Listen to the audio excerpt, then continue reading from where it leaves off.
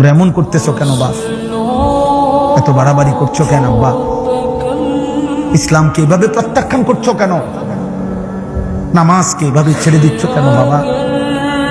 বিষয়টা কি বলো না বাপ, কি করতে চাচ্ছ? সারাদিন রাত তোমরা যারা নারী দেখো, ছবি দেখো, বাবা কয়টা মহিলার জন্য তুমি এমন করতেছো? কয়জন নারী দরকার তোমার? বলো না। সারা পৃথিবীর সব নারী তোমার দরকার?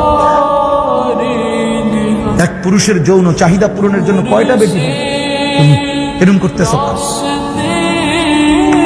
তুমি যে সারা রাত দেখো উলঙ্গ ছবি, তোমাদের চেহারা দেখে তো বোঝা যাইতেছে না নামাজের কোনো চিহ্ন নাই অধিকাংশের।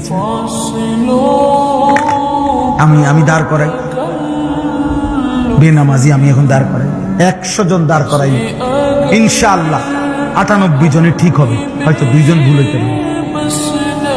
বেনামাজির কোনো দয়া মায়া থাকে না চেহারায়। কালো পাষাণ, এক জালেম, এক নিকৃষ্ট হাইওয়ান ছাড়া বেনামাজির চেহারার মধ্যে কোনো সৌন্দর্য থাকে না।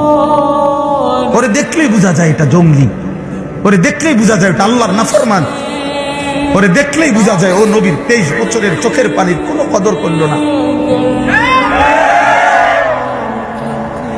তোমার ঠিকের লেগে আমি বইয়া না, একটু ভোটে খারাইছি না। আমি স্লোগান দিতে বিশ্বাসী না, স্লোগান অস্বীকার করি না, কিন্তু বিষয়টা হলো মূল বিষয় ভাব স্লোগান। আজ প্রয়োজন সেজদা, আজ প্রয়োজন গুনাহ ছেড়ে দেওয়া, আজ প্রয়োজন মালিকের কাছে চোখের এক এক ফোঁটা পানি ফেলার।